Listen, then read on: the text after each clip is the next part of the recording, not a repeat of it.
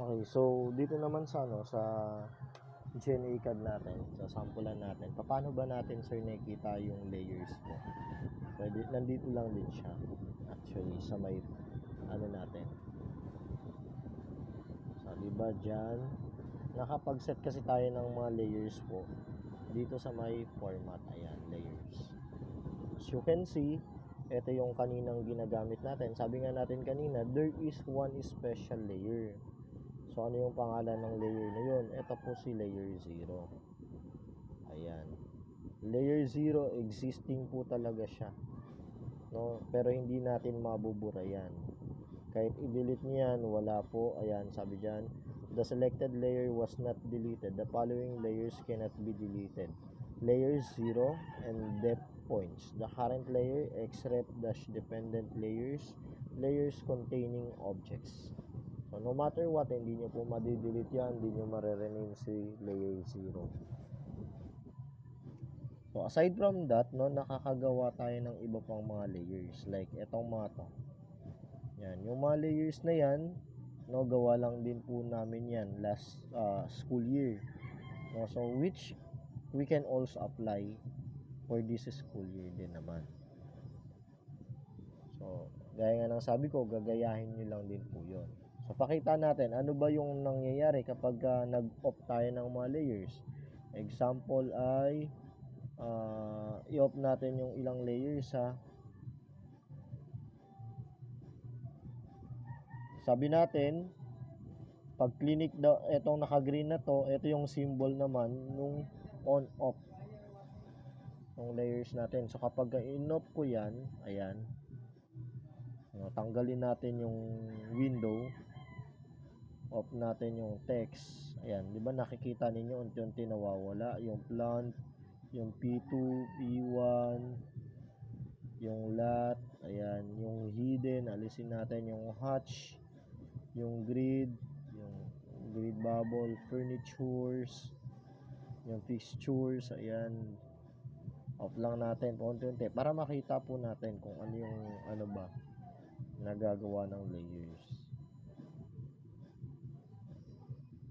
So, yan. As you can see, ito lang yung natitira natin na parts nung object o nung drawing natin na nasa may layer po na nasa na ba yan?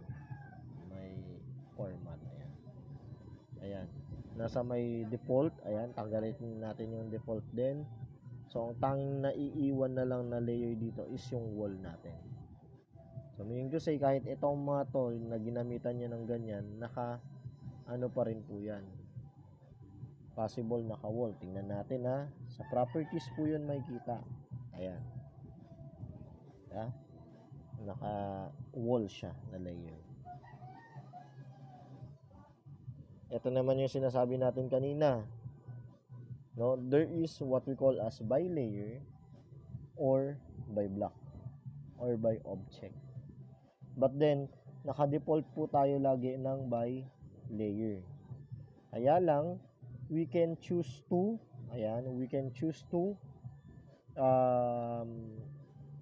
change it by blocks.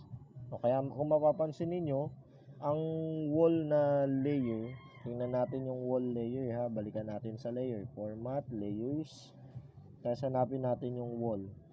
Pag tiningnan niyo yung layer ng wall, makita niyo yung color niya naka-default ng cyan. Pero based on the observation dito sa drawing natin, ayan, makita niyo ito wall siya, wall layer po siya. Ayan, patunay na wall layer siya. Ito, 'di ba? Yung properties niya naka-wall layer 'yan. Pero ang color niya is white lang. So, yun yung patunay na under siya ng layer na yon, pero binago natin yung color niya. Instead na by layer, ginawa nating by block. So, try nating baguhin. So, kung di by layer, yan, ginawa nating by block, yun yung naging itsura niya. Diba? So, tama yung hunch natin na kapag ginawa nating by layer, kung ano yung specific or designated color na naka-attach dun sa layer na yon, yun yung i-ano niya, i-apply niya dun sa object natin.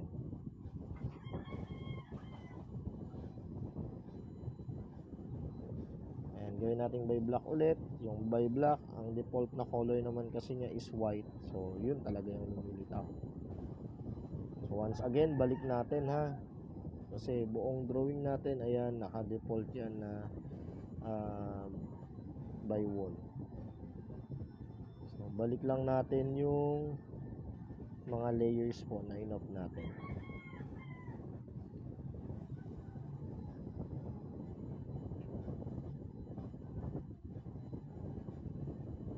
Dito, wala yung freeze button, pero meron tayong freeze pa rin dito. Saan may kita si freeze? Halimbawa, yung text natin. Ayan, meron pong frozen dito.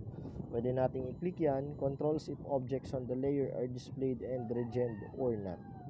So, yan, pwede nating i-click na gano'n. Pwede rin nating i-hide. Or pwede rin natin siyang i-lock dito. Kaya lang, wala po siyang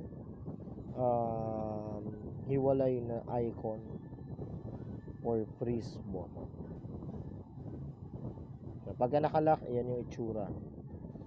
So, sabi natin kanina, no matter what, basta nakalock po yan, masaselect natin siya, pero we cannot move it. Ayan, di natin ma-modify yan. No? Kahit na ilipat ko pa yan ng pwesto, hindi na modify. Select ko ulit. Na-select. Pero pwede ba nating i-clone yan, sir? Click natin. Tapos input natin. Di na copy. Select ulit natin. Cut natin, sir. Select objects. Ayan, hindi pa rin natin maano. So, whatever it is, basta yung object natin is, yung layer natin is nakalock, no, hindi po natin siya mamomodify. Ayun yung kanyang kagandahan. So, for example, nagagawa na ako dito sa drawing ko and then ayokong matabunan o mapakialaman yung ibang part ng drawing. Pwede ko siyang i-lock para visible pa rin siya, may guide pa rin ako, pero hindi ko siya magagalaw. That was layer command. So by next meeting natin, we will be discussing naman yung paggawa ng 3D columns and then walls.